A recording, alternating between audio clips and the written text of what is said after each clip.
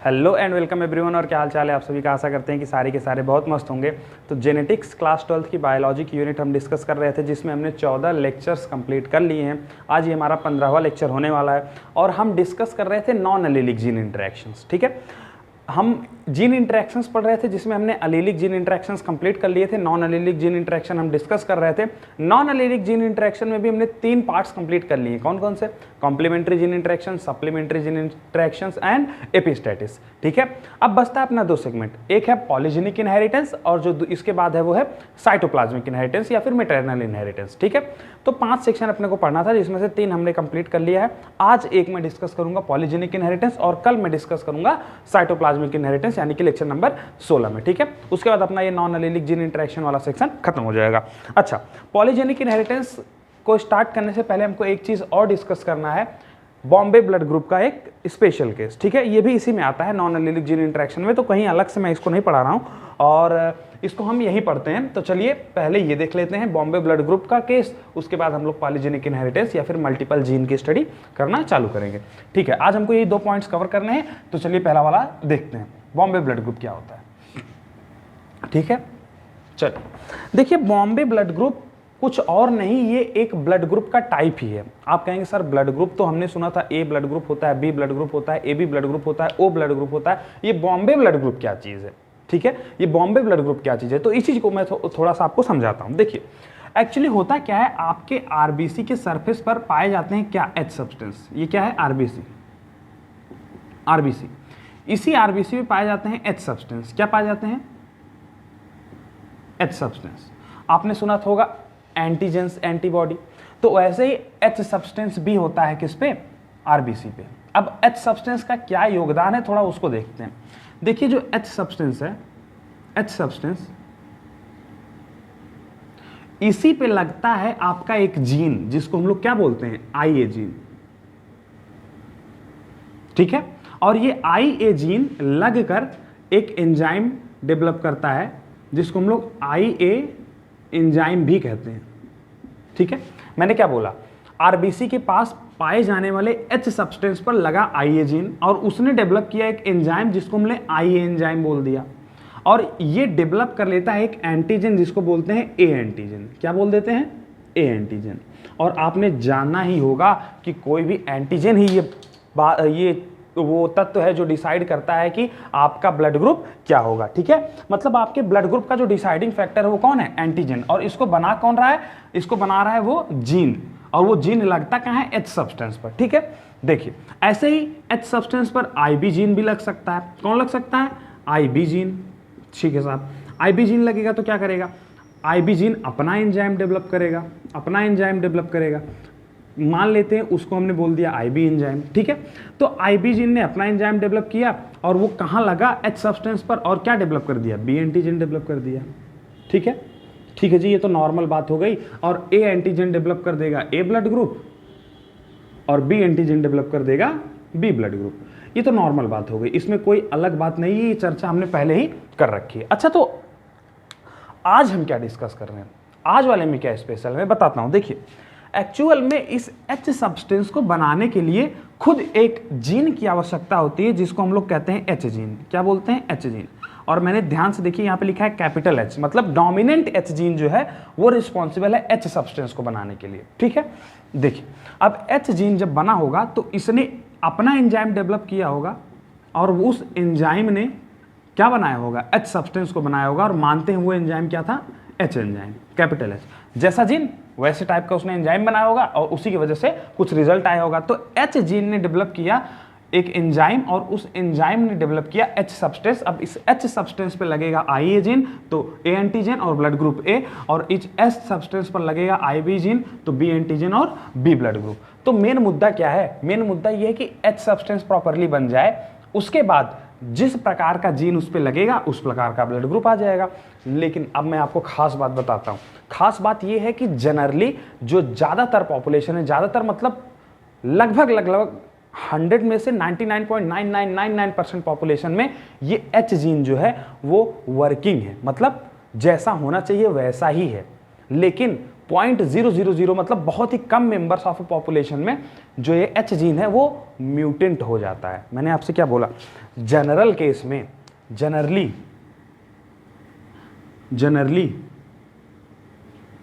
H gene जो होता है, ये एच जीन इज फंक्शनल, ये फंक्शनल होता है। और एच जीन के फंक्शनल होने से क्या फायदा है, अगर एच जीन फंक्शनल है देन इट डेवलप्स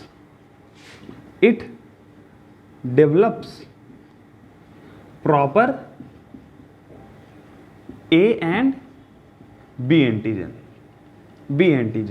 मतलब अगर एच जीन फंक्शनल होगा तो वो proper A and B antigen develop करेगा। लेकिन अगर ये एच जीन म्यूटेट हो जाए तो क्या हो जाएगा, अगर एच जीन म्यूटेट हो जाए, सोचिए जरा, अगर ये जीन म्यूटेट हो गया तो ये एंजाइम नहीं बनाएगा, एंजाइम नहीं बनाएगा तो एच सब्सटेंस नहीं बनेगा, और एच सब्सटेंस नहीं बनेगा तो आई ए जीन और आई बी जीन अगर होंगे भी तो वो एक्ट किस पे करेंगे, अगर वो एक्ट नहीं कर पाएंगे तो ब्लड ग्रुप कैसे बनेगा।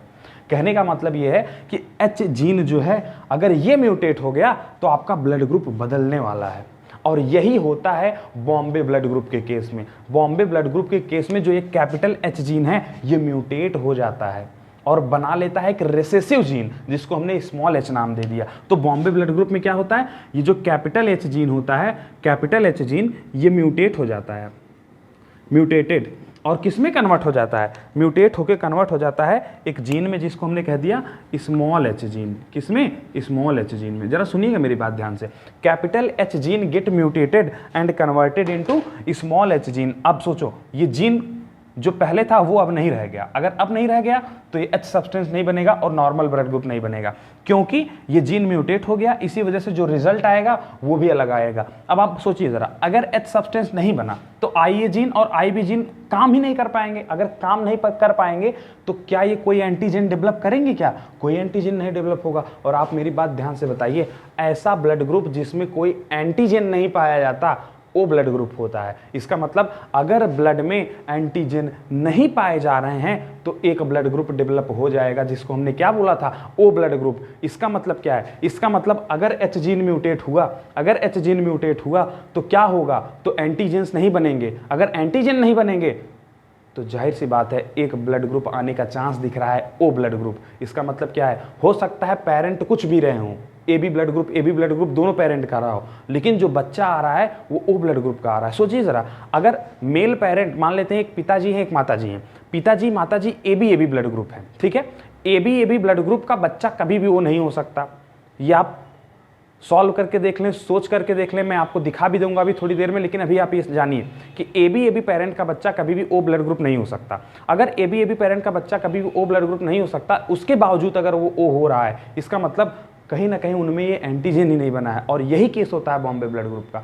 अच्छा, एक्चुअल में हुआ यूं कि बॉम्बे में एक स्पेशल केस आया। स्पेशल केस ऐसा आया कि एक बच्चे को खून की आवश्यकता थी और उसके खून को जब देखा गया तो उसमें ओ ब्लड ग्रुप पाया जा रहा था।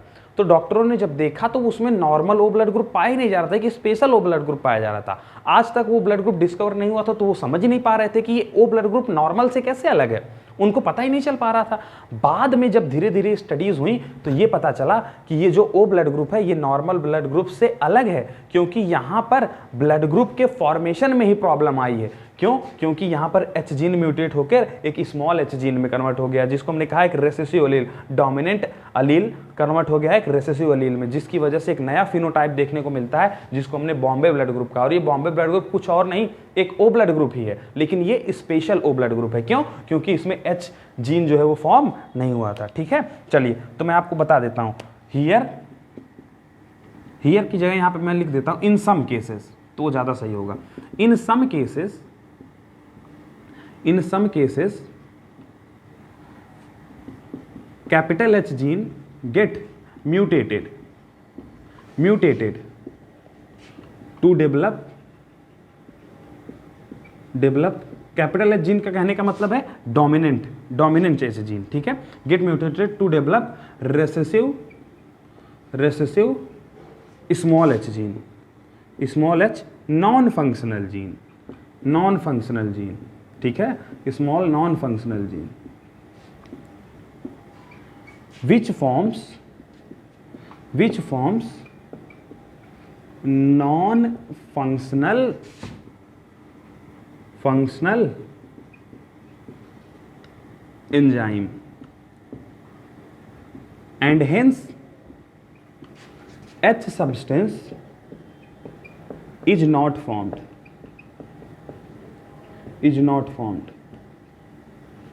ठीक है, H substance नहीं बनेगा. So A and B antigens will not be formed. जब H सब्सटेंस ही नहीं बनेगा तो A और B ब्लड ग्रुप के फॉर्म होने की कोई बात ही नहीं की जा सकती. And therefore unconditionally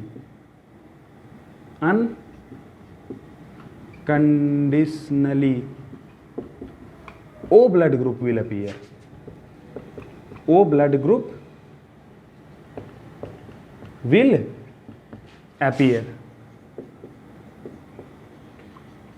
This is known as Bombay blood group.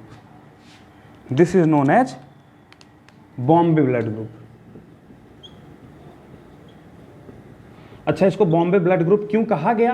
क्योंकि ये सबसे पहली बार बॉम्बे में ही देखा गया था, इसी वजह से इसको बोल दिया गया बॉम्बे ब्लड ग्रुप. अब मैं आपको ये भी लिखवा देता हूँ, पहले आप ये सब नोट डाउन कर लीजिए, उसके बाद मैं आपको ये बात भी बता देता हूँ. आप नीचे एक लाइन और लिख लीजिएगा. This is known as Bombay blood group because it was first found in Bombay. क्योंकि इसको पहली बार बॉम्बे में देखा गया और ये नॉर्मल ओ से अलग था, इसी वजह से इसका एक स्पेशल नाम दे दिया गया बॉम्बे ब्लड ग्रुप. क्योंकि नॉर्मल ओ तो नॉर्मल ओ होता है, लेकिन ये नॉर्मल ओ से अलग था. अब इसका क्या नाम दिया जाए, तो ये बंबई में खोजा गया, इसलिए बॉम्बे ब्लड ग्रुप नाम दे दिया गया. ठीक है जी, चलिए इतना आप लिख लीजिएगा, यही इसका मेन बात था. ठीक है, चलिए इसको आप लिख लीजिए, फिर मैं पॉलीजेनिक इनहेरिटेंस चालू करता हूँ. फटाफट लिखो. चलिए, तो हमने बॉम्बे ब्लड ग्रुप वाला केस देख लिया. अच्छा, ये 2 पॉइंट्स मैंने बता दिए थे, अब आपको फिर से लिखवा भी दिया हूँ कि बॉम्बे ब्लड ग्रुप सबसे पहली बार बॉम्बे में पाया गया, इसलिए इसका नाम बॉम्बे ब्लड ग्रुप लिखा गया. ठीक है, it was first found in Bombay, so called as Bombay blood group. दूसरी बात, ये बहुत ही रेयर ब्लड ग्रुप है और एक्चुअल में होता कैसा है, ये ओ ब्लड ग्रुप ही होता है. लेकिन बहुत रेयर होता है. ठीक है, इसलिए आप कई YouTube वीडियोस में देखे होंगे कि बॉम्बे ब्लड ग्रुप वाले बहुत अपना मतलब उनको अगर कभी खून की ज़रूरत होती है तो उनको बहुत दूर दूर से खून को ढूंढना पड़ता है. उनके नॉर्मल लोगों में से उनको ये खून नहीं मिल पाता है. अगर उनको कई बार होता है कि मुंबई में ज़रूरत है तो तमिलनाडु से ला रहे हैं, मुंबई में ज़रूरत है तो दूसरी जगह से कहीं से ला रहे हैं, दूसरे स्टेट से ला रहे हैं, दूसरी कंट्री से लाना पड़ रहा है. तो बहुत रेयर ब्लड ग्रुप होता है ये. ठीक है, चलिए ये 2 पॉइंट्स भी हो गए. अब हम स्टार्ट करेंगे पॉलीजेनिक इनहेरिटेंस. चलिए मैं इसको रब कर रहा हूँ. अब हम स्टार्ट करते हैं पॉलीजेनिक इनहेरिटेंस. ठीक है, चलो. और कैसे हैं सब? सारे मस्त, एकदम बढ़िया हो एकदम. चलो मस्त रहो, आनंदित रहो, मजे लेते रहो, पढ़ाई करते रहो. ठीक है, चलिए अब अगला पॉइंट आता है अपना पॉलीजेनिक इनहेरिटेंस. पॉलीजेनिक इनहेरिटेंस क्या है साहब? देखते हैं इसको. इसको एक नाम और दिया गया मल्टीपल जीन के नाम से. Multiple genes. अच्छा, ठीक है, मल्टीपल जीन्स. अब ये पॉलीजेनिक इनहेरिटेंस होता क्या है, इस चीज को थोड़ा सा समझने का प्रयास करते हैं. देखिए, होता ये है कि एक से ज्यादा जीन मिलके एक कैरेक्टर को रेगुलेट करने का प्रयास कर रहे होते हैं, और यहां पर जो जीन है वो नॉन अलीलिक है. मतलब नॉन अलीलिक जीन्स एक से ज्यादा हैं और एक ही कैरेक्टर बनाने का प्रयास कर रहे हैं. मैंने आपको प्लियोट्रॉपी समझाया था. प्लियोट्रॉपी में एक बात मैंने बोली थी, एक जीन एक से ज्यादा कैरेक्टर बनाता है. और मल्टीपल जीन में क्या है, कई सारे नॉन अलीलिक जीन्स एक कैरेक्टर बना रहे हैं, तो इसी को मल्टीपल जीन्स बोलते हैं. मैं आपको लिख भी देता हूं, more than one non allelic genes regulate one character. ठीक है, एक कैरेक्टर को रेगुलेट करते हैं. ठीक है, लेकिन ये जीन्स कैसे हैं? स्पेसिफिक बात ये है कि ये जीन्स नॉन अलीलिक है, ये बात ध्यान रखने वाली है. ठीक है, ये नॉन अलीलिक जीन्स है. अच्छा, आपने एक बात नोटिस की क्या? मैंने एक चीज़ और आपको पढ़ाया था, मल्टीपल अलील, याद है? आज मैं पढ़ा रहा हूँ मल्टीपल जीन. मल्टीपल अलील और मल्टीपल जीन में क्या अंतर है, कोई बता पाएगा क्या? देखिए, मल्टीपल अलील में मैंने आपको एक एग्जांपल समझाया था, ABO ब्लड ग्रुप. मल्टीपल अलील के केस में, किसमें? मल्टीपल, मैं ऐसे लिख दे रहा हूं, अलील. और आज हम डिस्कस कर रहे हैं मल्टीपल जीन. तो दोनों में क्या अंतर है? कुछ तो अंतर रहा होगा, तभी तो हम इनको अलग अलग पढ़ रहे हैं। कुछ तो अंतर रहा होगा। देखिए, दोनों में एक बात तो कॉमन थी, एक से ज्यादा जीन्स या फिर अलील्स मिलके एक कैरेक्टर को डिसाइड कर रहे थे, ठीक है। लेकिन दोनों में अंतर क्या है? एक अलीलिक जीन का फिनोमिना है और एक नॉन अलीलिक जीन का फिनोमिना है। मैं क्या बोल रहा हूं? मल्टीपल अलील एक अलीलिक जीन्स का इंटरेक्शन है, जबकि मल्टीपल जीन एक नॉन अलीलिक जीन्स का इंटरेक्शन है। इसी वजह से मल्टीपल जीन्स जो हैं, एक बात सोचिएगा जरा, मल्टीपल जीन्स में क्या होता था? ये अलीलिक फिनोमिना था। अलीलिक फिनोमिना होने के कारण किसी भी डिप्लॉयड ऑर्गेनिज्म में एक से ज्यादा जीन, कोई कैरेक्टर के लिए एक से ज्यादा जीन होते हुए भी दो ही जीन एक आदमी में पाए जा सकते थे। जैसे यहाँ पे ए बी ब्लड ग्रुप है, तो होता तो 3 अलील है, लेकिन एक व्यक्ति में, एक ऑर्गेनिज्म में केवल 2 ही जीन्स पाए जा सकते थे। मल्टीपल अलील की बात मैं कर रहा हूं। मल्टीपल अलील में एक ऑर्गेनिज्म में, एक डिप्लॉयड ऑर्गेनिज्म में एक से ज्यादा जीन होते हुए भी एक ऑर्गेनिज्म में केवल 2 ही पाए जा सकते थे। लेकिन मल्टीपल जीन में ऐसा नहीं होगा। मल्टीपल जीन क्योंकि नॉन एलिलिक फिनोमिना है, नॉन एलिलिक होने की वजह से जरूरी नहीं है कि वो होमोलोगस पेयर ऑफ क्रोमोसोम पर ही रहें, हो सकता है वो नॉन होमोलोगस वाले क्रोमोसोम पर हो। जैसे मान लीजिए अगर कोई 3 अलील है, कोई एक कैरेक्टर को बना रहे हैं, एक्स वाई और जेड, ठीक है, एक्स वाई और जेड। अगर ये अलीलिक इंटरेक्शन में होते तो ऐसा होता कि एक ऑर्गेनिज्म में या तो एक्स वाई पाया जाता, या तो वाई जेड, या तो एक्स जेड, मतलब एक ऑर्गेनिज्म में केवल 2 ही अलील्स पाए जाते हैं। लेकिन अगर ये नॉन अलीलिक फिनोमिना होता तो हो सकता है एक्स वाई यहां पाया जा रहा है, जेड यहां पाया जा रहा है। मतलब कि 3 के तीनों अलील एक ही ऑर्गेनिज्म में पाए जा सकते हैं। कब? जब हम मल्टीपल जीन की बात करते हैं। लेकिन 3 के तीनों अलील एक ही ऑर्गेनिज्म में नहीं पाए जा सकते हैं जब हम मल्टीपल अलील की बात करते हैं, क्योंकि मल्टीपल अलील एक अलीलिक फिनोमिना है, अलीलिक फिनोमिना है। और अलीलिक होने का मतलब ये है होमोलोगस पेयर ऑफ क्रोमोसोम के सेम लोकस पर जीन पाए जाएंगे। और होमोलोगस पेयर ऑफ क्रोमोसोम मतलब 2 क्रोमोसोम्स के एक लोकेशन पर केवल 2 जीन्स पाए जा सकते हैं। तो एक से ज्यादा जीन होते हुए भी एक व्यक्ति में केवल 2 ही जीन पाए जाएंगे, जबकि मल्टीपल जीन में ऐसा नहीं है। ये नॉन अलीलिक फिनोमिना है। नॉन अलीलिक फिनोमिना होने की वजह से एक ऑर्गेनिज्म में ये सारे के सारे जीन पाए जा सकते हैं।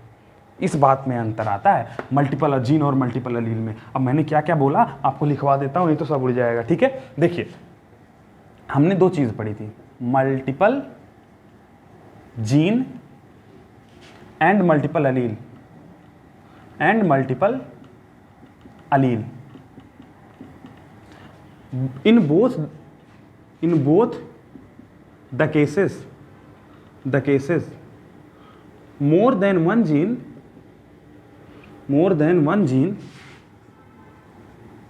regulate one character,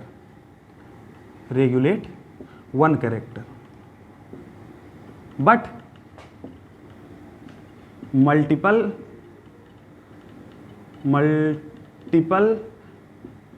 allele is a allelic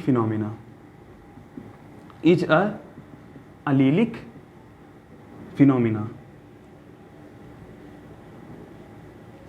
so only 2 alleles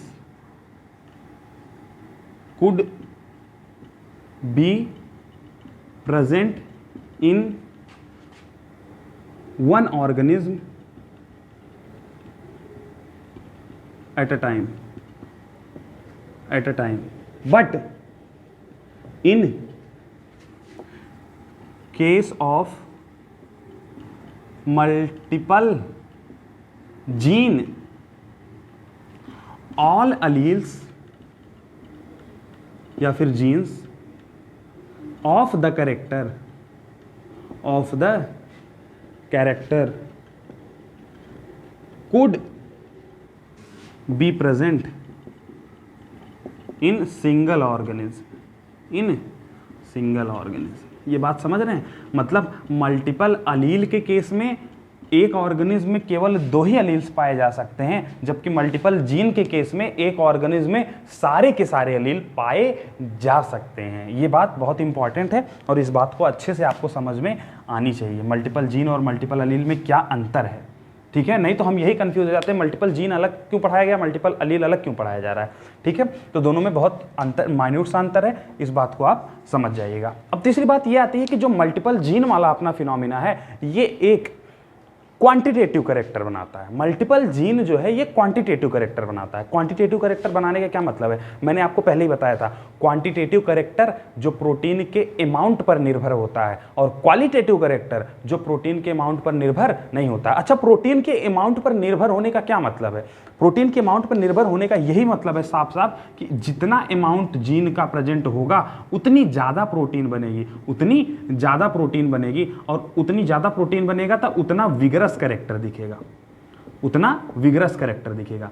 protein के अमाउंट पर डिपेंड होने का सिर्फ और सिर्फ यही मतलब है कि जीन का मात्रा जितना ज़्यादा होगा प्रोटीन उतनी ज़्यादा बनेगी और कैरेक्टर उतना ज़्यादा बनेगा। इसीलिए ऐसे कैरेक्टर को हमने क्या बोल दिया था, क्वांटिटेटिव। क्या बोल दिया था, क्वांटिटेटिव। जबकि ऐसे कैरेक्टर जो प्रोटीन के अमाउंट पर डिपेंड नहीं करते हैं वो क्या हो जाएंगे, क्वालिटेटिव। ऐसा क्यों, क्योंकि जैसे मान लीजिए capital T small T gene था, यहाँ पर दोनों जीन थे, लेकिन यहाँ पर फिर भी कैरेक्टर डेवलप हो रहा था टॉलनेस का। ऐसा तो नहीं है कि यहाँ पे केवल टॉलनेस का जीन था, स्मॉल टी भी था, लेकिन फिर भी कैरेक्टर टॉलनेस का क्यों आया, क्योंकि कैपिटल टी वाला जीन क्वालिटेटिव जीन था। यहाँ पे जो capital T small T gene है ये क्वालिटेटिव जीन है, और इनको इस बात से कोई फर्क नहीं पड़ता कि प्रोटीन का क्या अमाउंट होगा। कैपिटल टी अपना कैरेक्टर नहीं बना, जैसे ये अगर क्वांटिटेटिव होते तो क्या होता, कैपिटल टी अपना कुछ प्रोटीन बनाता है, स्मॉल टी अपना कुछ प्रोटीन बनाता है, तो टॉलनेस और डॉर्फनेस दोनों की प्रोटीन बनती, तो कंबाइन होकर इंटरमीडिएट हाइट आ जाता। लेकिन क्योंकि ये क्वालिटेटिव थे इसी वजह से प्रोटीन के अमाउंट पर डिपेंड नहीं कर रहे थे, और कैपिटल टी स्मॉल टी दोनों के होने के बावजूद भी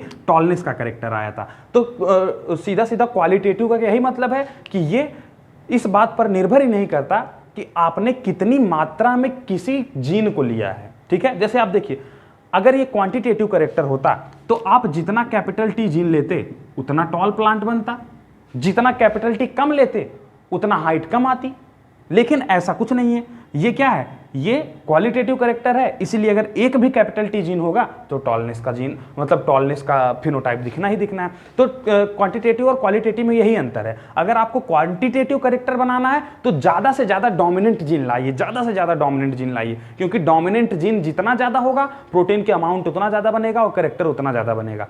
ठीक है, और अगर आपको क्वालिटेटिव बनाना है तो आप जाहिर सी बात है जैसा भी जीन होगा उसी हिसाब से कैरेक्टर डेवलप कर देगा। तो क्वांटिटेटिव की एक बात याद रखिएगा, डोमिनेंट जीन जितना ज्यादा रहेगा प्रोटीन का अमाउंट उतना ज्यादा बनेगा, उतना विगरस कैरेक्टर आने का चांस रहेगा। ठीक है, तो मैं यही बोल रहा हूं कि मल्टीपल जीन जो फिनोमिना है ये क्वांटिटेटिव कैरेक्टर डेवलप करता है। ठीक है, मैं यहां पर लिख देता हूं, it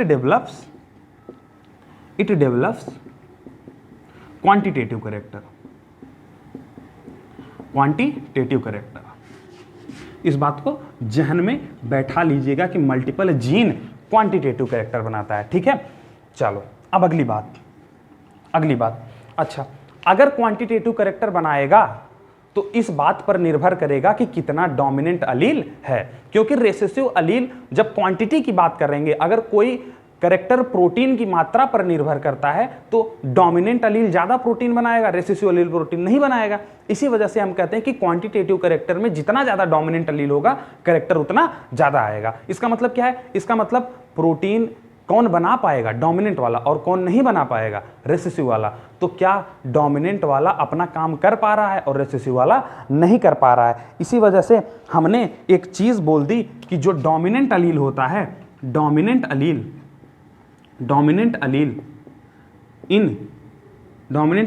here is contributory in nature, मतलब मल्टीपल जीन के केस में जो डोमिनेंट अलील है वो अपना कंट्रीब्यूशन दिखा रहा है, वो कंट्रीब्यूटरी है, but recessive Aleel is not contributory. Recessive Aleel is non contributory. ठीक है, recessive Aleel contributory,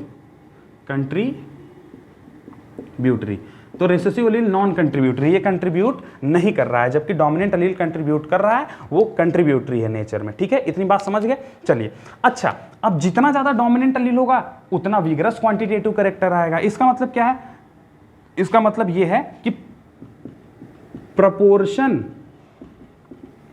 of dominant Aleel decides the amount of character, the amount of character, कि करेक्टर का कितना अमाउंट होगा वो किस बात पर निर्भर कर रहा है कि जो डोमिनेंट अलील है उसका क्या प्रपोर्शन है, ठीक है, वही बताएगा कि करेक्टर कितना ज्यादा बनेगा। जैसे अगर मान लेते हैं कोई dominant Aleel capital A capital A capital A capital ए क्या बना रहा है, क्वांटिटेटिव करेक्टर, तो सारे के सारे कैपिटल हैं तो क्या बनेगा, मोर करेक्टर, मतलब मैक्सिमम इफेक्ट आएगा, जो भी फिनोटाइप बनाना है उसका मैक्सिमम इफेक्ट आएगा। जबकि अगर कैपिटल ए स्मॉल ए ऐसे लिख दिए, capital A small A capital A small A capital A small a, मतलब यहाँ पे क्या है, अच्छा 4 ही थे तो 4 ही कर देते हैं, कैपिटल ए स्मॉल ए ऐसा कर देते हैं। तो यहाँ पे देखिए, यहाँ पे 2 डोमिनेंट है 2 रिसेसिव हैं, तो देखिए यहाँ पर डोमिनेंट भी है और रिसेसिव है, तो यहाँ पे इंटरमीडिएट इफेक्ट आएगा, इंटरमीडिएट इफेक्ट आएगा। इस चीज को समझ पा रहे हैं क्या कि डोमिनेंट अलील का जितना अमाउंट होगा उतना ज्यादा हमको क्या देखने को मिलेगा, इफेक्ट देखने को मिलेगा, ठीक है। इसको फटाक से उतारो, फिर मैं कुछ और अच्छी बातें बताता हूं आपको, ठीक है। उतार लो तो मैं कुछ और बातें बताता हूं। ऊपर वाला मिटा दूं क्या, ऊपर वाले की तो जरूरत नहीं है ना, ये वाला मिटा देता हूं, चलो यहां से मिटा देते हैं, ये भी मिटा दें। Multiple gene and multiple allele both, in both the case more than 1 gene regulate 1 character. चलो इसको लिख लो, इस वाले पॉइंट का स्क्रीनशॉट ले लो, मैं इसको रब कर रहा हूँ, थोड़ा सा मुझे जगह चाहिए, कुछ बातें और बतानी है, ठीक है। चलो देखो यहाँ ज़रा, जैसे कोई क्वांटिटेटिव करेक्टर है, क्वांटिटेटिव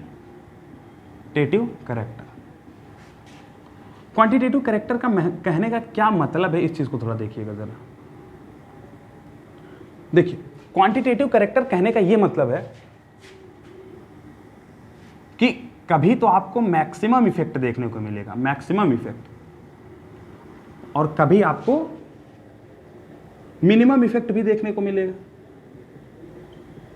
मिनिमम इफेक्ट। मैं ये रेड वाले भी मिटा रहा हूं, थोड़ा सा और जगह चाहिए तो केवल ब्लू वाला रहने दे रहा हूं, ठीक है। चलो जो नहीं लिख पाए पीछे जाके स्क्रीनशॉट ले लें। देखो मैक्सिमम इफेक्ट और मिनिमम इफेक्ट। मैक्सिमम इफेक्ट कब आएगा, जब ऑल डोमिनेंट अलील्स पाए जाएंगे। क्या बोला, जब ऑल डोमिनेंट अलील्स, किसी कैरेक्टर के अलील्स कह लो जीन्स कह लो एक ही बात है, ठीक है। तो जब ऑल डोमिनेंट पाए जाएंगे तो मैक्सिमम इफेक्ट देखने को मिलेगा। जब क्या होगा, ऑल रेसेसिव अलील्स पाए जाएं, अलील्स या फिर जीन्स, जब सारे के सारे रेसेसिव अलील या फिर जीन पाए जाएंगे तो मिनिमम इफेक्ट आएगा, ठीक है। तो मैक्सिमम इफेक्ट कब आएगा, जब सारे के सारे डोमिनेंट अलील्स पाए जाएं। मिनिमम इफेक्ट कब आएगा, जब सारे के सारे रेसेसिव अलील्स पाए जाएं, ठीक है। अच्छा अगर कहीं इनके बीच में मतलब कुछ डोमिनेंट अलील भी हैं कुछ रेसेसिव अलील्स भी हैं, तो क्या आएगा, मैक्सिमम और मिनिमम के बीच का इफेक्ट आएगा, जिसको हमने क्या बोल दिया, जिसको हमने बोला है intermediate effect, intermediate effect. Actually में क्या है ना यार, थोड़ा लाइट जल रही है और इसमें बारिश का सीज़न है, तो लाइट जब दोनों तरफ से जल रही है, रात का समय है, इसमें कम से कम लगभग 10:30 से 11 बज रहे हैं, और मैं एकदम छत के ऊपर वाले फ्लोर पे हूँ, चारों तरफ से खुला हुआ है, तो कीड़े वगैरह आ रहे हैं, तो ऊपर से भी कीड़े गिर रहे हैं, नीचे से भी कीड़े गिर रहे हैं, इसलिए मुझे बार बार झाड़ना पड़ रहा है, तो इससे आपको डिस्टर्बेंस ना हो इसलिए मैंने सोचा बता देता हूँ, ठीक है। देखो तो मैक्सिमम इफेक्ट कब आएगा, जब सारे के सारे डोमिनेंट अलील होंगे, और मिनिमम इफेक्ट कब आएगा, जब सारे के सारे रेसेसिव अलील होंगे, और इंटरमीडिएट इफेक्ट कब आएगा, जब कुछ डोमिनेंट और कुछ रेसेसिव अलील हो, तो उस समय क्या आएगा, इंटरमीडिएट इफेक्ट आएगा। यहां पर मैं लिख देता हूं इंटरमीडिएट का इफेक्ट कब आएगा, जब some dominant and some recessive, यहां पर लिख देता हूं ना, some dominant and some recessive alleles या फिर genes will be present। तो ठीक है, आपको ये बातें समझ में आ जानी चाहिए कि कब कैसा इफेक्ट आपको देखने को मिलने वाला है। मैक्सिमम इफेक्ट कब मिलेगा, मिनिमम इफेक्ट कब मिलेगा, इंटरमीडिएट इफेक्ट कब मिलेगा, ठीक है। तो ये सारी बातें जितना अभी तक मैंने बताई, आशा करते हैं सब समझ में आ रही। पहले इसको लिख लो, स्क्रीनशॉट ले लो, फिर मैं आगे बताता हूँ। चलिए कुछ एग्जाम्पल्स और कुछ पॉइंट्स और हैं इसमें, वो मैंने लिखे हैं, आइए आपको बताता हूँ। देखिए हमने काफ़ी सारी चीज़ें डिस्कस कर ली, अब ये कुछ थ्योरेटिकल पॉइंट्स हैं उनको देख लेते हैं। देखिए पॉलीजेनिक इनहेरिटेंस या फिर मल्टीपल जीन का फादर कहा जाता है जोसेफ कॉल रेंटर को, ठीक है। इन्होंने टोबैको प्लांट पर काम किया था। अब देखो ये इसमें कुछ समझाने जैसी बात नहीं है, इसलिए मैंने डायरेक्ट लिख दिया है। देखो डिटेल्ड स्टडी का जो क्रेडिट जाता है वो नेल्सन एहले को जाता है, और इन्होंने वीट और टोबैको दोनों प्लांट पर काम किया हुआ है। वीट पर इन्होंने कर्नेल कलर पर काम किया है और टोबैको पर इन्होंने कोरोला लेंथ पर काम किया हुआ है। अब कर्नेल कलर क्या होता है, देखिए गेहूं में अगर आप ऊपरी छिलका निकालें तो उसके अलावा उसके बीज में जो कुछ भी बचता है वो कर्नेल है। कर्नेल स्पेसिफिकली वीट के लिए नहीं, किसी भी सीड के लिए। अगर आप किसी भी सीड का आउटर कोट निकाल देते हैं तो जो अंदर मेन पार्ट बचता है, जो एडिबल पार्ट है, जो उसके प्लांट को उगाने में मदद करता है, वही कर्नेल है।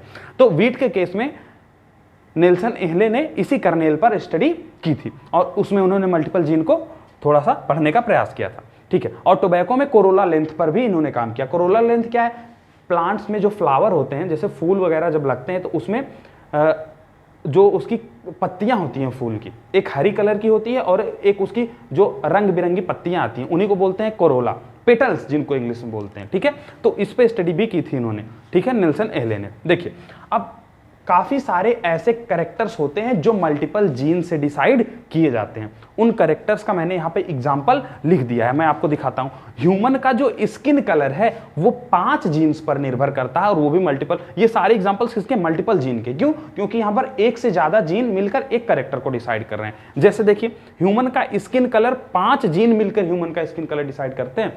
5 जीन ही ह्यूमन की हाइट को डिसाइड करते हैं। वैसे ही जो ह्यूमन का इंटेलिजेंस होता है उसको 25 जीन मिलकर डिसाइड करते हैं।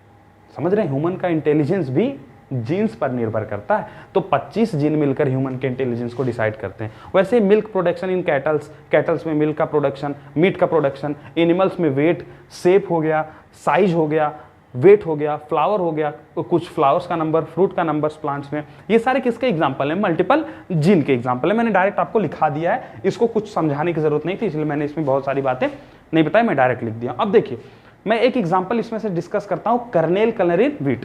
कर्नेल क्या होता है मैंने आपको पहले बता दिया, गेहूं का जो बीज है, जो सीड है, उसकी आउटर कोट को निकाल देंगे तो प्लांट को उगाने के लिए या फिर गेहूं को खाने के लिए जो पार्ट को हम खाते पीते हैं वही क्या है, कर्नेल है, ठीक है। और इसकी स्टडी की थी नेल्सन एहले ने। अब देखिए वीट का जो कर्नेल कलर होता है वो 2 जीन्स पर निर्भर करता है। अब आप कहेंगे सर 2 जीन्स तो कॉमन बात है, हाइट का कैरेक्टर ले लीजिए, वहां भी capital T small T 2 genes का ही योगदान था, यहां भी 2 जीन्स का योगदान है, तो इसमें नई बात क्या है, मल्टीपल जीन क्यों बोल रहे हो। देखिए मल्टीपल जीन इस वजह से बोल रहे हैं क्योंकि 2 जीन ही यहां पर क्वांटिटेटिव कैरेक्टर बनाते हैं। मैक्सिमम इफेक्ट आएगा अगर आप 2 जीन के डोमिनेंट फॉर्म को ले लो, मिनिमम इफेक्ट आएगा अगर 2 जीन के रिसेसिव फॉर्म को ले लो, और इंटरमीडिएट इफेक्ट भी देखने को मिलेगा अगर आप कुछ डोमिनेंट और कुछ रिसेसिव यानी कि इंटरमीडिएट एलिस ले लो। वही चीज मैंने यहाँ पे लिखा है। देखिए kernel colour in wheat Nelson Ehle ने डिस्कवर किया और 2 जीन्स की मदद से इन्होंने की, मतलब इसमें 2 जीन्स पाए जाते हैं, 2 जीन्स रिक्वायर्ड हैं व्हीट के कर्नेल कलर को डिसाइड करने के लिए।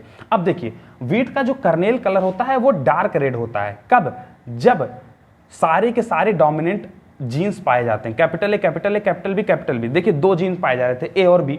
अब ए और बी जब सारे के सारे डोमिनेंट होंगे तो मैक्सिमम एक्सप्रेशन आएगा, और मैक्सिमम एक्सप्रेशन क्या आता है, डार्क रेड कलर का जो व्हीट का कर्नेल है वो दिखता है, ठीक है, ये मैक्सिमम एक्सप्रेशन है। मिनिमम कब होगा, जब जो 2 के दोनों जो अलील्स हैं वो सारे के सारे रेसेसिव पाए जाएं, स्मॉल ए स्मॉल बी सारे रेसेसिव अलील हैं, तो मिनिमम एक्सप्रेशन आ रहा है। और मिनिमम एक्सप्रेशन क्या आ रहा है, व्हाइट। मैक्सिमम क्या आ रहा था, डार्क रेड। मिनिमम क्या है, व्हाइट।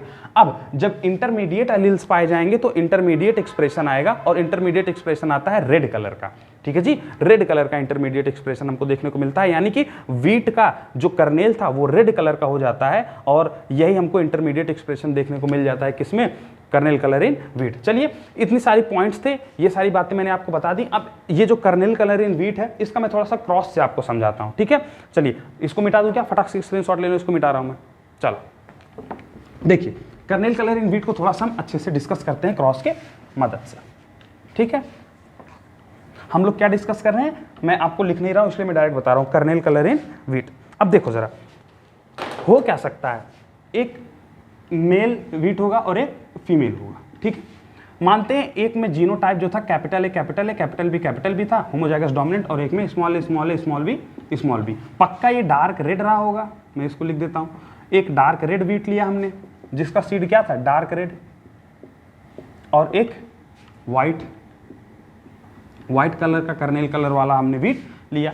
अब जब हमने इन दोनों को क्रॉस कराया होगा तो पक्का यहाँ पे क्या आया होगा, capital A capital B small B, ठीक है। ये आई होगी क्या अपनी F1, और F1 कैसा बना होगा सोचिए जरा, यहाँ पे डोमिनेंट भी है जीन्स भी हैं और रेसेसिव जीन्स भी हैं, तो ये एक इंटरमीडिएट एक्सप्रेशन वाला यहाँ पर जो ऑफस्प्रिंग होगी उसमें इंटरमीडिएट फिनोटाइप आई होगी, इंटरमीडिएट फिनोटाइप आई होगी। और वो इंटरमीडिएट फिनोटाइप क्या थी, रेड कलर का कर्नेल कलर देखा गया F1 ऑफस्प्रिंग में। अच्छा, अब अगला स्टेप क्या है, इसकी सेल्फिंग करा दूं। एक बात बताओ जरा, एक बात बताओ, अब आप क्या चाहते हो, अब आप चाहते हो इसकी मैं क्या करा दूं, सेल्फिंग करा दूं।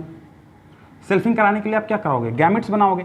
एक बात बताओ, capital A capital B small B, heterozygous condition कितनी है, 2 है, तो n क्या आ जाएगा 2, तो टोटल गैमेट्स कितने बनेंगे 2 टू द पावर n, यानी कि 2 टू द पावर n यानी कि 4 गैमेट्स बनेंगे।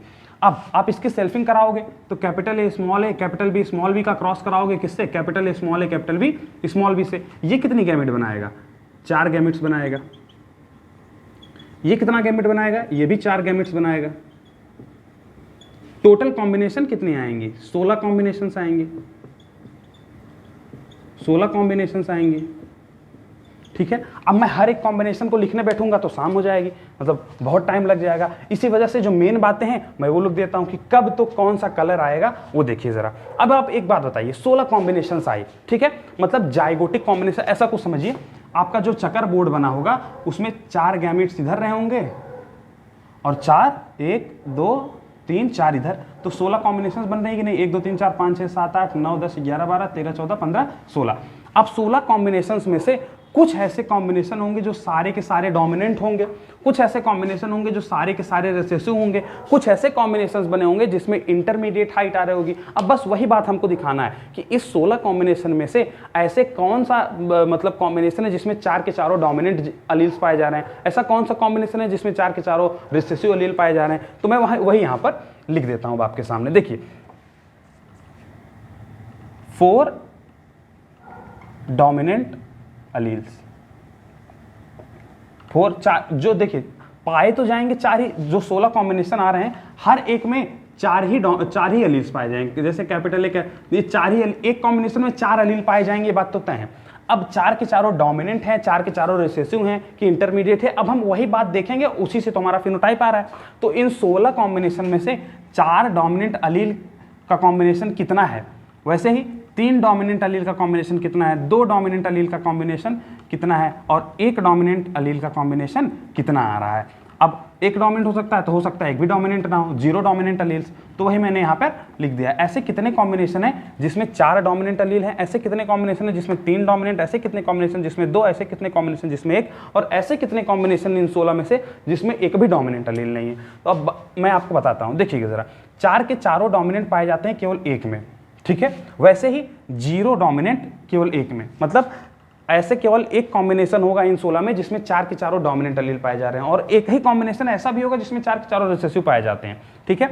जो 3 वाला है मतलब 3 डोमिनेंट अलील 4 में पाए जाएंगे और एक डोमिनेंट अलील भी 4 में पाए जाएंगे, और जो अपना 2 डोमिनेंट अलील वाला है ये 6 कॉम्बिनेशंस ऐसे होंगे जिसमें 2 डोमिनेंट अलील पाया जाएगा। इसका मतलब क्या है, 4 डोमिनेंट अलील केवल 1 कॉम्बिनेशन में, 3 डोमिनेंट अलील 4 कॉम्बिनेशन में, 2 डोमिनेंट अलील 6 कॉम्बिनेशन में, 1 डोमिनेंट अलील 4 कॉम्बिनेशन में, और 0 डोमिनेंट अलील केवल 1 कॉम्बिनेशन में पाया जाएगा इस चकर बोर्ड में से, ठीक है जनाब। ठीक है, ये क्या बता रहा है, टोटल कॉम्बिनेशंस, ठीक है। हाँ तो टोटल हाँ एक में केवल, चलो ठीक है, ये बात हम समझ गए। तो 4 डोमिनेंट अलील केवल 1 कॉम्बिनेशन में पाया जाएगा, 1 कॉम्बिनेशन में, तो ये क्या बनाएगा, और ये सारे के सारे मैं कॉम्बिनेशन इसके सामने ये कर देता हूं, मतलब 3 अलील्स, 3 डोमिनेंट अलील 4 कॉम्बिनेशन में, और 2 डोमिनेंट अलील 6 कॉम्बिनेशन में। अब एक बात बताइए, जिसमें 4 डोमिनेंट अलील हैं ये क्या बनाएगा, ये डार्क रेड बनाएगा, और ये जिसमें 1 भी डोमिनेंट अलील नहीं है वो क्या बनाएगा, वो व्हाइट बनाएगा। मतलब ये क्या बनाएगा, मैं यहाँ पर लिख दूँ, देखो जरा, ये वाला क्या बनाएगा, ये बनाएगा डार्क रेड, ये बनाएगा डार्क रेड, जिसमें 4 के चारों डोमिनेंट अलील हैं। क्यों, क्योंकि 4 के चारों डोमिनेंट अलील हैं। अब देखिए ज़रा, जिसमें 0 डोमिनेंट अलील है, जिसमें 0 डोमिनेंट अलील है वो क्या बनाएगा, वो बनाएगा वाइट बनाएगा। बाकी ये बचे ये क्या बनाएंगे, ये बनाएंगे आपका ये बनाएंगे साहब इंटरमीडिएट हाइट। क्या बनाएंगे, यहाँ मैं इसको दूसरे कलर से लिख देता हूँ ताकि आपको क्लियर रहे कि ये है किसका। ये बनाएंगे आपका इंटरमीडिएट हाइट, नहीं कलर, हाइट बोल दिया मैंने, इंटरमीडिएट कलर, ठीक है, जिसको हम रेड भी कह सकते हैं, ठीक है। इंटरमीडिएट कलर ये बनाएंगे सारे के सारे। अब इसमें से कुछ लाइट रेड बनाएंगे, कुछ वेरी लाइट रेड बनाएंगे, कुछ इंटरमीडिएट रेड बनाएंगे। तो बस वही बात है, जैसे ये 4 वाला जो है ये लाइट रेड बनाएगा। अगर आपसे पूछा जाएगा, आपको डायरेक्ट लिखना है कि रेड में भी क्या, तो ये लाइट रेड बनाएगा, ठीक है। ये है, ये जो 6 है ये इंटरमीडिएट रेड बनाएंगे, और जो ये एक डोमिनेंट अलील वाला जो 4 है ये वेरी लाइट रेड बनाएगा। बना तीनों के तीनों रेड ही रहे हैं, ये लाइट रेड, ये इंटरमीडिएट रेड और ये वेरी लाइट रेड, ठीक है। अगर आप लिखना चाहें तो इसके सामने ऐसे ऐसे लिख भी सकते हैं, कोई दिक्कत वाली बात नहीं है। तो ये पूरी बात हो गई अपनी कर्नेल कलर इन व्हीट की। इसको फटाफट उतार लो, फिर बढ़ते हैं अगले एग्जाम्पल पर, स्किन कलर इन ह्यूमन। चलो इसको नोट डाउन कर लो, स्क्रीनशॉट ले लो। अब आइए अगला एग्जाम्पल डिस्कस करते हैं, स्किन कलर इन ह्यूमन। देखिए स्किन कलर इन ह्यूमन जो ये एग्जाम्पल है ये भी मल्टीपल जीन का एग्जाम्पल है। अच्छा, कितने जीन्स मिलकर डिसाइड करते हैं, 3 जीन्स। मैंने अभी आपको थोड़ा सा 5 जीन बता दिया था, उसको करेक्ट करके 3 जीन्स कर लीजिएगा, ठीक है। तो skin colour in human is decided by 3 gene. अब देखिए 3 जीन है तो मतलब एक से ज्यादा जीन मिलकर केवल एक कैरेक्टर को डिसाइड कर रहे हैं। वो एक कैरेक्टर क्या है, स्किन कलर। किसमें, ह्यूमंस में। ह्यूमंस में जो स्किन कलर है उसको 3 जीन मिलकर डिसाइड कर रहे हैं। अब ये 3 नॉन अलीलिक थे इसलिए हमने इसको मल्टीपल जीन के अंदर रख दिया है। अच्छा, अब इसको देखते हैं। अब एक बात आती है, मल्टीपल जीन है तो क्वांटिटेटिव कैरेक्टर है, क्वांटिटेटिव कैरेक्टर है तो मैक्सिमम एक्सप्रेशन तब आएगा जब सारे के सारे डोमिनेंट अलील्स पाए जाएंगे। और इसका मतलब क्या, capital A, capital A, capital B, capital B, capital C सारे के सारे डोमिनेंट है, तब ही स्किन जो ह्यूमन का स्किन कलर होगा वो सारे के सारे डोमिनेंट कलर की वजह, सारे के सारे डोमिनेंट जीन की वजह से मैक्सिमम एक्सप्रेशन देगा। और मैक्सिमम एक्सप्रेशन क्या है, डार्क ब्लैक। मतलब ह्यूमन का स्किन कलर डार्क ब्लैक है, ये मैक्सिमम एक्सप्रेशन है किसका, इन जीन्स का। वो कब होंगे, जब सारे के सारे डोमिनेंट पाए जाएं। अच्छा, मैक्सिमम एक्सप्रेशन में डार्क कलर बनता है, तो ह्यूमन का जो स्किन कलर है वो मिनिमम एक्सप्रेशन में व्हाइट बनाता है। और ये कब बनेगा, जब सारे के सारे रिसेसिव अलील्स पाए जाएं स्किन कलर के, ठीक है। वो कब होगा, जब small small small B small B small B small C पाया जाएगा तो व्हाइट कलर होगा किसका, स्किन का। अच्छा जी, ठीक है, एक बात समझ गए हम। अच्छा, जब ऐसा कुछ हो कि डोमिनेंट अलील्स भी पाए जाएं, रिसेसिव अलील्स भी पाए जाएं, तो मतलब इंटरमीडिएट एक्सप्रेशन आएगा। और इंटरमीडिएट एक्सप्रेशन आता है ब्राउन कलर। और हम जनरली यही देखते हैं, क्या हम क्या देखते हैं कि स्किन कलर या तो बहुत ज़्यादा ब्लैक होता है, या तो वाइट होता है, या तो ब्राउन होता है, ठीक है। ब्राउन कब आएगा, जब इंटरमीडिएट एक्सप्रेशन आएगा। अच्छा, गोरे लोग जो होते हैं उनमें रिसेसिव अलील्स होते हैं, तो खुश होइए भैया, जो काले लोग हैं वो बड़ा खुश हो जाइए, साहब हमारे अंदर, हम तो काले हैं, इसका मतलब हमारे अंदर तो डोमिनेंट अलील्स हैं, आपके अंदर रिसेसिव अलील्स नहीं है। अच्छा देखिएगा ज़रा, जो काले लोग हैं उनको धूप वगैरह में कम दिक्कत होती है, जो गोरे लोग हैं उनको ज़्यादा दिक्कत होती है, वो छाता वाता लेके चलते हैं धूप में, ठीक है। ऐसा क्यों, क्योंकि उनके अंदर रिसेसिव अलील पाए जा रहे हैं, वो अपना एक्सप्रेशन ही नहीं कर रहे हैं। यहाँ पर जो काले लोग हैं उनमें एक्सप्रेशन हो रहा है, तो छाता क्या है, वो तो ऐसे ऐसे सीना तान के एकदम धूप में घूमते हैं, हमको कोई आवश्यकता नहीं है छाता वाता का, हमारा मुंह में छाता है, ठीक है। तो ये बात है। तो मैक्सिमम एक्सप्रेशन कब आएगा ये हम समझ गए, मिनिमम एक्सप्रेशन कब आएगा ये बात हम समझ गए, और इंटरमीडिएट एक्सप्रेशन कब आएगा, जब इंटरमीडिएट अलील्स होंगे तो इंटरमीडिएट एक्सप्रेशन आएगा। अच्छा चलो, ये बात हम समझ गए, 3 अलील्स होते हैं ये भी हम समझ गए। अब आइए इसका थोड़ा सा क्रॉस देख लेते हैं। क्रॉस मैं यही बता देता हूँ, जगह खाली है तो मैं यही बता देता हूँ। देखिए ज़रा, आइए 3 अलील्स हैं, तो हो सकता है capital A, capital A, capital B, capital B, capital C, capital C. मैं मानता हूँ होमोजाइगस डोमिनेंट तीनों के तीनों, और homozygous recessive, small A, small A, small B, small B, small C, इसका क्रॉस कराता हूँ, ठीक है। एक को मेल ले लेते हैं और एक को फीमेल ले लेते हैं, कोई दिक्कत इसमें कोई दिक्कत नहीं है। अच्छा जी, ठीक है। अब इसको क्रॉस कराओगे तो F1 आएगी, capital A small A, capital B small B, capital C small C. देखिए ये आ गई F1, और यही क्या है, इंटरमीडिएट एक्सप्रेशन देगी आपको। क्यों, क्योंकि इसमें डोमिनेंट और रिसेसिव बराबर बराबर पाया जाए, इंटरमीडिएट एक्सप्रेशन आएगा, यहाँ पे इंटरमीडिएट एक्सप्रेशन आएगा, ठीक है। कोई दिक्कत नहीं है साहब। अच्छा, इंटरमीडिएट एक्सप्रेशन कैसा आएगा, ये ब्राउन कलर्ड ह्यूमन बनेगा, ब्राउन कलर्ड बनेगा। और इसी को हम लोग एक और नाम देते हैं मुलेटो। क्या नाम देते हैं, मुलेटो भी नाम दे देते हैं। तो मुलेटो का बनना या फिर ब्राउन कलर्ड ह्यूमन का बनना, वो क्या है, इंटरमीडिएट एक्सप्रेशन है किसका, स्किन कलर्स के जीन्स का, ठीक है। चलो अब अगली बात क्या है, इसका आप क्या कराओगे, सेल्फिंग कराओगे।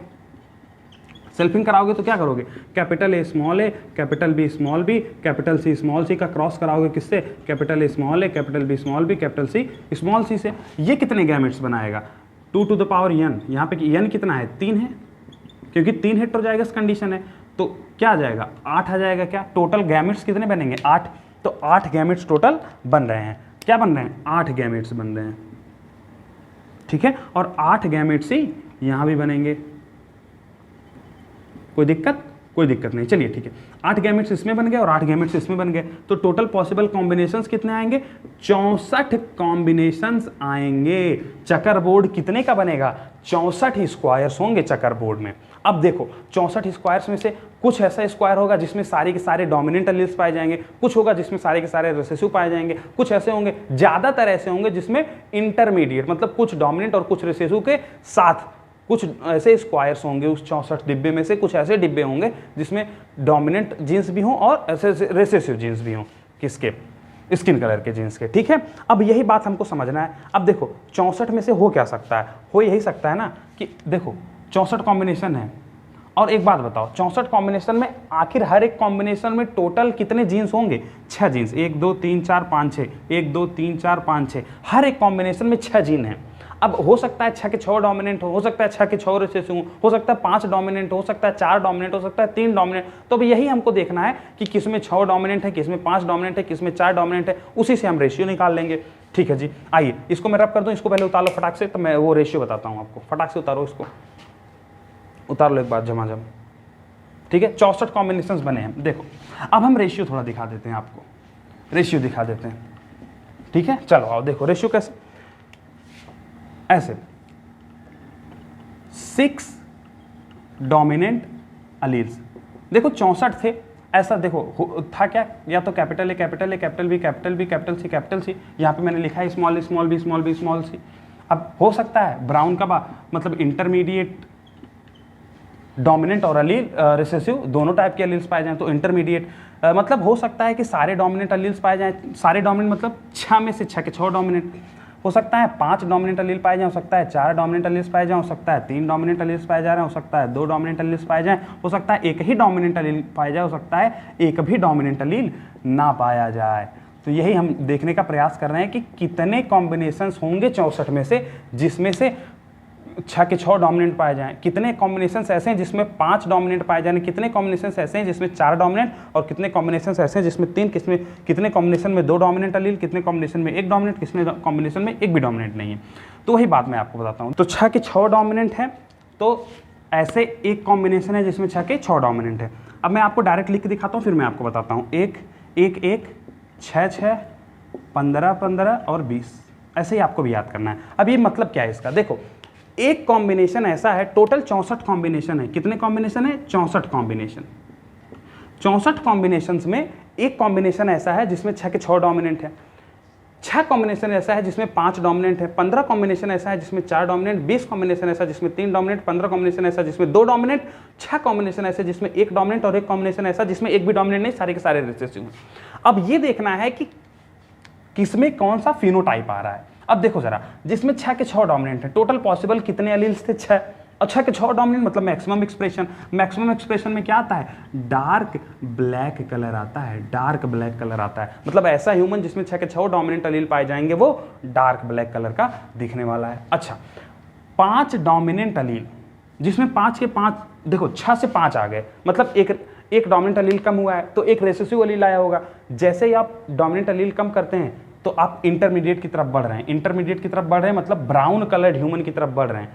अच्छा एक ही कम हुआ है तो ये वाला जो ब्राउन होगा ये बहुत ही डार्क ब्राउन होगा, इसीलिए हम कहते हैं जिसमें 5 डोमिनेंट एलील पाए जा रहे हैं वो डार्क ब्राउन में भी हम इसको वेरी डार्क ब्राउन कहते हैं, क्योंकि बहुत ज़्यादा डार्क है ना, वेरी डार्क ब्राउन, ब्राउन की तरफ बढ़ गया है लेकिन है अभी भी बहुत डार्क। ठीक है, अब जिसमें 4 डोमिनेंट हैं उनको हम कहते हैं डार्क ब्राउन, ये थोड़ा सा और ब्राउन की तरफ आ गया और मतलब इसका डार्कनेस कम हो रहा है धीरे धीरे।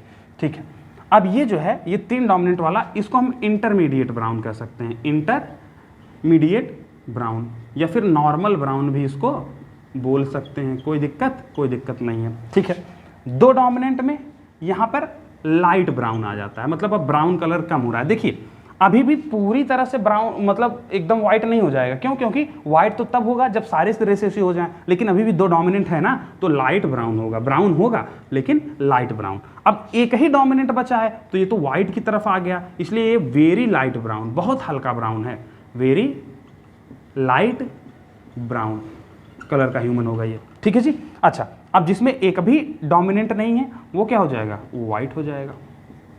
ठीक है, वो व्हाइट हो जाएगा। चलिए, ये आपका पूरा फिनोटाइप आ गया 64 में से। अब फिनोटाइप का रेशियो क्या लिख लोगे? यही आपका रेशियो है 1:6:15:20:20:1। ये आपका फिनोटाइप आ गया।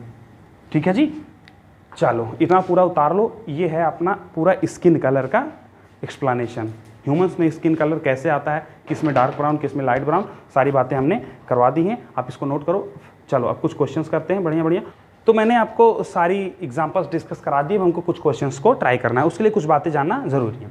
अच्छा, हमने दो एक बहुत इंपॉर्टेंट एग्जाम्पल डिस्कस किए हैं। एक था कर्नेल कलर इन व्हीट और एक था स्किन कलर इन ह्यूमन। एक बात बताइए, कर्नेल कलर इन व्हीट था, उसमें कितने टाइप के फिनोटाइप आए थे? उसका ये रेशियो आया था 1:4:6:4:1। एक बात बताइए, ये क्या बताता है? ये बताता है चार के चारों डोमिनेंट। देखिए, 4 अलील्स थे, एक कैरेक्टर को बनाने के लिए 4 एलिमेंट्स थे, तो 4 के चारों डोमिनेंट, 3 डोमिनेंट, 2 डोमिनेंट, 1 डोमिनेंट, एक भी डोमिनेंट नहीं, 0 डोमिनेंट। तो ये बता रहे हैं कि टोटल कितने कॉम्बिनेशन है और इसमें कितने कितने डोमिनेंट एलील्स पाए जा रहे हैं। ठीक है जी। अच्छा, अब ये कितने तरह के फिनोटाइप बना रहे हैं? 1 2 3 4 5 तरह के फिनोटाइप बना रहे हैं। किसी में चारों डोमिनेंट एलील वाले हैं, किसी में एक भी डोमिनेंट एलील वाले नहीं, किसी में एक डोमिनेंट, किसी में 2 डोमिनेंट। तो टोटल मिला के 5 टाइप का फिनोटाइप यहाँ पे देखने को मिल रहा है। 1 2 3 4 5, जितना रेशियो उतने टाइप का फिनोटाइप। वैसे यहाँ पे देखिए, जब हमने स्किन कलर इन ह्यूमन को देखा तो उसमें ये रेशियो देखने को मिला। अच्छा, इसमें टोटल कितने टाइप के फिनोटाइप बने? 1 2 3 4 5 6 7 टाइप के फिनोटाइप देखने को मिले। ठीक है जी। चलिए, एक बात बताइए, जो हमारा कर्नेल कलर इन व्हीट था उसमें 2 जीन्स थे, मतलब 2 जीन्स मिलकर ये रेशियो ला रहे थे और उस पे ये फिनोटाइप्स आ रही थी। अच्छा जी, ठीक है, कोई बात नहीं। और जो हमारा स्किन कलर इन ह्यूमन था उसमें 3 जीन मिलकर टोटल 7 टाइप का फिनोटाइप बना रहे थे। मैंने क्या बोला? जो हमारा कर्नेल कलर इन व्हीट था उसमें 2 जीन मिलकर 5 टाइप का फिनोटाइप बना रहे थे, और जो हमारा स्किन कलर इन ह्यूमन था उसमें 3 जीन मिलकर 7 टाइप के फिनोटाइप बना रहे थे। तो अब हमको अगर आपसे बोला जाए कि जीन्स और टाइप ऑफ फिनोटाइप को कनेक्ट करो तो कैसे करोगे? एक चीज बताओ, अगर मैं ये फार्मूला लिख दूं 2n+1 और बोल दूं n नंबर ऑफ जीन है और आप n रखोगे तो आपको टोटल टाइप्स ऑफ फिनोटाइप पता चल जाएगा। अच्छा, एक बात बताओ, कर्नेल कलर इन व्हीट में कितने नंबर ऑफ जीन पाए जाते हैं? 2, तो n की जगह 2 रखो। 2 × 2 = 1 कितना आता है? 5। मतलब क्या कर्नेल कलर इन व्हीट में 5 टाइप का फिनोटाइप पाया जाएगा क्या? जी हाँ, वही फार्मूला यहाँ पर लिखा गया है, total possible phenotype. Total possible phenotype का एक फार्मूला होता है 2n+1। कैसे आया? दिखा दिया गया आपको। ठीक है, टोटल पॉसिबल फिनोटाइप 2n+1, और n क्या बताता है? नंबर ऑफ जीन्स को बताता है। मतलब अगर आपको मल्टीपल जीन में टोटल पॉसिबल फिनोटाइप निकालना है तो आप क्या कर देंगे? 2n+1 कर देंगे, और जितना भी जीन होगा उसके पास उसमें n को उतना अमाउंट रख देंगे और आपको टोटल पॉसिबल फिनोटाइप पता चल जाएगा। अच्छा, अब मल्टीपल जीन में हर एक डोमिनेंट एलील का अपना अपना कंट्रीब्यूशन होता है, तो हर डोमिनेंट एलील का अपना कंट्रीब्यूशन है। इसी वजह से मैंने यहाँ पे एक फॉर्मूला लिखा है, contribution of each dominant allele. ठीक है, अब हर डोमिनेंट एलील का क्या कंट्रीब्यूशन? वो यही है, maximum expression minus minimum expression divided by number of dominant allele.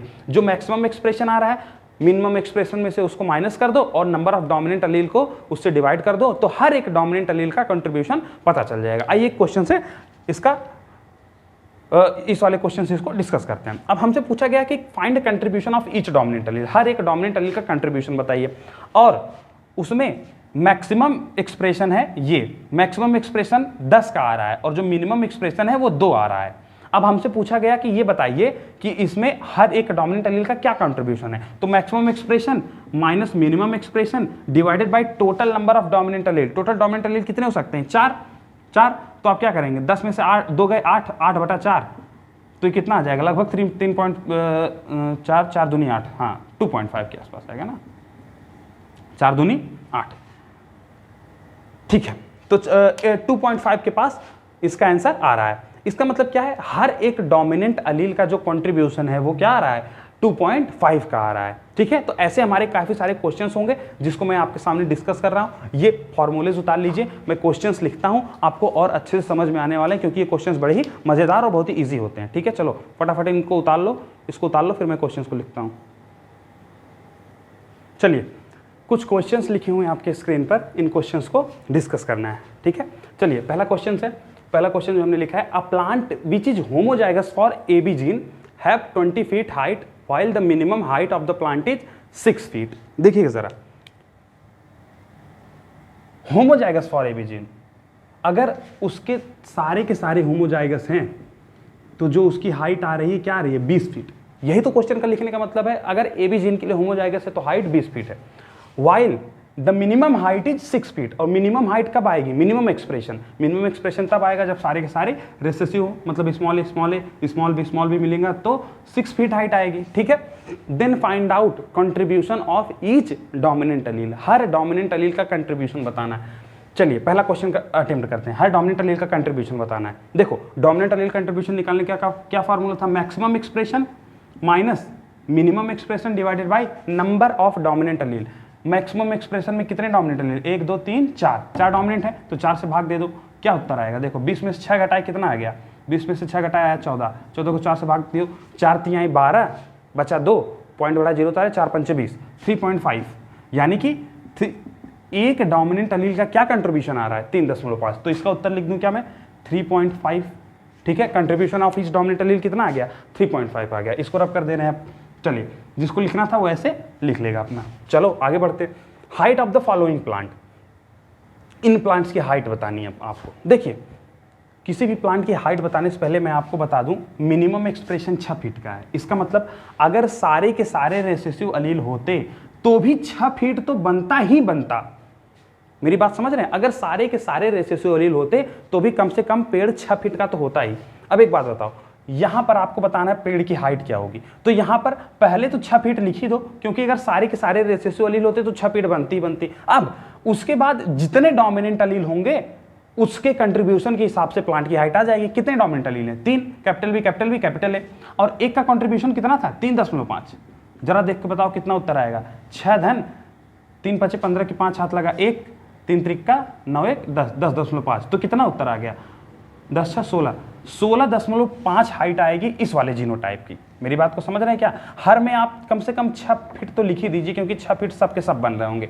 बाद में अंतर किस में आएगा, कितने डोमिनेंट अलील हैं किसके पास। इस वाले क्वेश्चन में देखिए, सेकंड वाले में 6 फीट तो बनेगी, उसके बाद 2 डोमिनेंट अलील हैं, तो 2 × 3.5, क्योंकि एक का कॉन्ट्रीब्यूशन कितना है, 3.5 है, 2 का 2 × 3.5। इसके पास कितने डोमिनेंट अलील हैं, एक ही डोमिनेंट है, तो 1 × 3.5।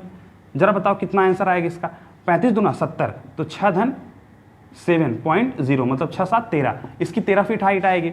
इस वाले प्लांट की 6 धन 3.5, 9.5, सबकी अपने अपने अनुसार हाइट आ गई है। कैसे आई है आपको लिख के दिखा दिया गया है, देख लिए क्या सारे के सारे बच्चे। चलो, ये हाइट आ गई अलग अलग पेड़ पौधों की। ठीक है, कैसे आई समझ गए होंगे। अब आओ अगले क्वेश्चन पर चलते हैं। Try hybrid pumpkin produces fruit of 1 kg। Question जैसे जैसे बोले लिखते चलिए। पहली बात, क्वेश्चन ने क्या लिखा है, ट्राई हाइब्रिड पंपकिन, मतलब कैपिटल अगर जीन है कैपिटल ए बी और सी, तो capital A small A, capital B small B, capital C small B produce कर रहा है 1000 ग्राम का क्या पंपकिन, 1 किलो का पंपकिन। मेरी बात देखिएगा जरा, ट्राई हाइब्रिड पंपकिन बोला है, मतलब hybrid try hybrid pumpkin 1 kg का क्या बना रहा है, पंपकिन बना रहा है। While the minimum weight of the fruit is 100 ग्राम। अब एक बात बताओ, मिनिमम एक्सप्रेशन कब आएगा, जब तीनों के तीनों रेसेसिव हो, तो मिनिमम बता रहा है कि मिनिमम वेट 100 ग्राम का है। अब आपसे बोला क्या, ट्राई हाइब्रिड है तो 1000 ग्राम और मिनिमम है तो 100 ग्राम। अब पूछ क्या रहा है, पहले बताओ कंट्रीब्यूशन क्या है हर एक डोमिनेंट अलील का। अब एक बात बताओ, कंट्रीब्यूशन निकालने के लिए क्या करोगे, maximum expression 1000 minus minimum expression 100। लेकिन ध्यान देने वाली बात क्या है, 1000 कब आया था, जब ये ट्राई हाइब्रिड था। ट्राई हाइब्रिड में टोटल कितने डोमिनेंट होते हैं, 1 डोमिनेंट 2 डोमिनेंट 3 डोमिनेंट होते हैं। देखिए 3 से डिवाइड करेंगे। खास ध्यान देने वाली बात क्या है, मैक्सिमम एक्सप्रेशन लिखते समय ध्यान देना है कि मैक्सिमम एक्सप्रेशन में कितने डोमिनेंट हैं। जैसे यहाँ पे 3 डोमिनेंट है तो उसी लिए मैंने यहाँ पे 3 डोमिनेंट से डिवाइड किया है, क्योंकि क्वेश्चन में क्या था, maximum expression minus minimum expression divided by total number of dominant अलील। तो जो मैक्सिमम एक्सप्रेशन बनाने वाला डोमिनेंट अलील था वो कितना था, 3 था, इसलिए 3 से भाग दिया। पिछले क्वेश्चन में मैक्सिमम एक्सप्रेशन 4 अलील्स मिलकर दे रहे थे, इसलिए 4 उसे मैंने डिवाइड किया था। ठीक है, चलो और इसका आंसर निकालते हैं। 1000 में से 100 का भाग दोगे कितना आएगा? 900। 900 में से 3 का भाग दोगे क्या उत्तर आएगा? 300। तो 300 आ गया हर एक डोमिनेंट अलील का कंट्रीब्यूशन। चलो अब अगला देखते हैं, maximum weight of the fruit. अब जो पंपकिन है उसका मैक्सिमम वेट कब आएगा? मैक्सिमम वेट तब आएगा जब capital A, capital A, capital B, capital B, capital C हो तब। अब आपसे पूछ रहा है कि मैक्सिमम वेट बताइए। अब कई बच्चे तो मैक्सिमम वेट यही लिख के आ जाएंगे 1000 ग्राम, 1 किलो। क्या 1000 ग्राम होगा क्या? नहीं बाबा, 1000 ग्राम तो ट्राई हाइब्रिड का था। मैक्सिमम वेट तो तब आएगा जब 6 के 6 अलील डोमिनेंट हो। अब देखो मैक्सिमम वेट क्या आएगा। अब एक बात बताओ, मैक्सिमम के लिए सबसे पहले मैं 300 ग्राम डायरेक्ट लिख दूं, सॉरी 1000 ग्राम 100 ग्राम डायरेक्ट लिख दूं क्या? 100 ग्राम क्यों? क्योंकि साहब मिनिमम वेट तो इतना आना ही आना था। अगर सारे के सारे रेसिसिव होते तो भी 100 ग्राम आता। ठीक है, अब देखो इसका मतलब 100 ग्राम तो आना ही आना है। अब 100 ग्राम में से जुड़ेगा कितना? जितना हर एक डोमिनेंट अलील कंट्रीब्यूट कर रहा है उतना। अब देखो कितना डोमिनेंट है इसके पास? 1 2 3 4 5 6 डोमिनेंट है, और एक डोमिनेंट कितना कंट्रीब्यूट कर रहा है? 300 का कंट्रीब्यूशन दे रहा है। तो देखो 6 त्रिक 18, 1800 धन 100 मतलब 1900 ग्राम का मैक्सिमम फ्रूट आएगा पंपकिन का। मेरी बात समझ पा रहे हैं क्या? 1900 ग्राम का 1 किलो 900 ग्राम का मैक्सिमम पंपकिन बनेगा अगर ट्राई हाइब्रिड पंपकिन 1 किलो का है। तो ये सारे क्वेश्चन है, मजेदार तरीके से आप इसको आंसर कर सकते हैं। अब एक बात बताओ, अब ये फर्स्ट क्वेश्चन हमने कर लिया, सेकंड कर लिया, अब थर्ड पे आते हैं। Weight of the fruit having genotype. देखिए ये अलग अलग जीनोटाइप दिए हैं, इनका आपको वेट बताना है। अब एक बात बताओ, वेट बताना है तो मिनिमम एक्सप्रेशन 100 ग्राम, इसमें से जोड़ दो हर एक डोमिनेंट अलील का कंट्रीब्यूशन। कितना डोमिनेंट अलील? 1 2 3 4, तो 4 × 300। ठीक है, 4 3 12, 12 धन 1 13, 1300 ग्राम का आएगा इस वाले जीनोटाइप का वेट। इस वाले जीनोटाइप का जरा बताओ कितने? 100 ग्राम तो आएगा ही आएगा, क्योंकि अगर सारे रेसेसिव होते तो भी 100 आता। अब इसमें कितने डोमिनेंट थे? 1 डोमिनेंट, 2 डोमिनेंट, 3 डोमिनेंट। ये कैपिटल सी है, स्मॉल ए, capital B, small B, capital C. तो एक कैपिटल बी और 2 capital C, 3 total dominant allele हैं। और हर एक डोमिनेंट अलील का कंट्रीब्यूशन कितना है? 300 का। तो 3 त्रिक का 9, 9 धन 100, 1000 ग्राम। 1 किलो का ये वाला भी फ्रूट का जीनोटाइप, ऐसा फ्रूट जिसका जीनोटाइप ये है वो भी 1 किलो का ही बनने वाला है। ठीक है जी, चलिए तो ये सारे पूरे क्वेश्चंस हो गए, और ये हमारा पूरा डिस्कशन आज का रहा पॉलीजेनिक इनहेरिटेंस यानी कि मल्टीपल जीन, और जो हमने बॉम्बे ब्लड ग्रुप डिस्कस किया था वो भी। काफ़ी लंबा ये वीडियो हो गया, और लगभग मैंने 10 बजे के पहले से ये वीडियो चालू किया था, और इस वक्त टाइम हो रहे हैं मेरे हिसाब से 11:30 के आसपास। ठीक है, कोई बात नहीं, चलिए इस वीडियो को यहाँ पर बंद करते हैं, और मिलते हैं आपसे अगले वीडियो में। तब तक के लिए देखते रहिए चैनल स्टडी बेस 41। टाटा, नमस्कार, बाय बाय, जय हिंद।